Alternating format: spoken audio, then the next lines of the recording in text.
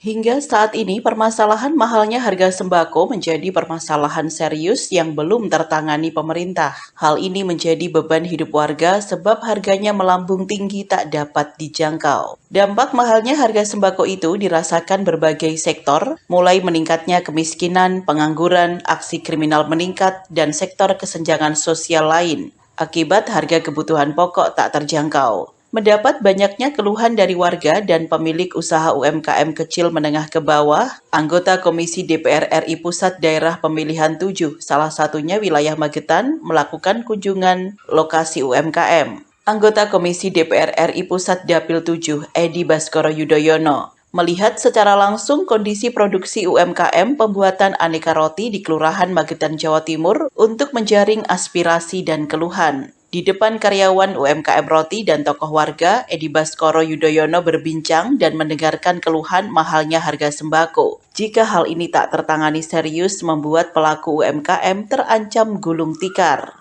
Dijelaskan Edi Baskoro Yudhoyono, permasalahan mahalnya harga sembako termasuk harga gula pasir seharusnya menjadi prioritas penanganan pemerintah agar usaha UMKM di Magetan khususnya tak gulung tikar. Ia akan menyampaikan lewat rapat di Komisi DPR RI Pusat. Pemerintah harus berupaya keras melakukan stabilitas harga pangan dan suplai kebutuhan sembako harus terpenuhi agar rakyat saat ini tak menderita karena kondisi di lapangan masih jauh dari layak mendapat hak kesejahteraan.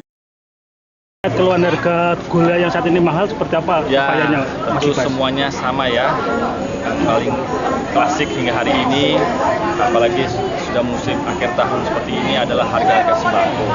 Beras masih tinggi, harga gula juga tinggi, harga minyak juga relatif tinggi. Mereka berpesan agar negara terus memperhatikan stabilisasi harga, operasi pasar terus dilakukan. Supply juga mungkin harus disesuaikan dengan kebutuhan rakyat. Kalau ada kebutuhan tinggi di masa-masa tertentu, apakah akhir tahun, aturan seterusnya, ya mungkin stok harus ditambah. Tetapi di sisi lain, mereka juga ingin diperhatikan kesejahteraannya agar rumah tangga itu sesuai harga belinya, tidak terlalu tinggi. Pedagang tetap untung, pembeli pun tidak buntung. Selanjutnya juga dari sisi produksinya, para petani kita masih hingga hari ini terkait dengan masalah pupuk. Oleh karena itu kita terus menyerukan agar pupuk subsidi tetap harus bisa didistribusikan dan ketersediaan pupuk ketika masa panen tetap tersedia. Kita tahu 3-4 bulan ke belakang terjadi kekeringan, termasuk di daerah Dapil 7. Tapi di musim penghujan seperti ini seharusnya sudah mulai masa tanam. Semoga tidak terlalu banjir, tidak terlalu deras hujannya, dan untuk produksinya tepat waktu.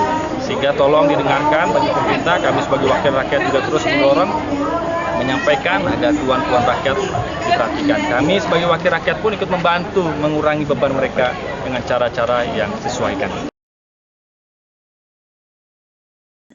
Dari Magetan, Jawa Timur, Tim Liputan Pewarta mengabarkan.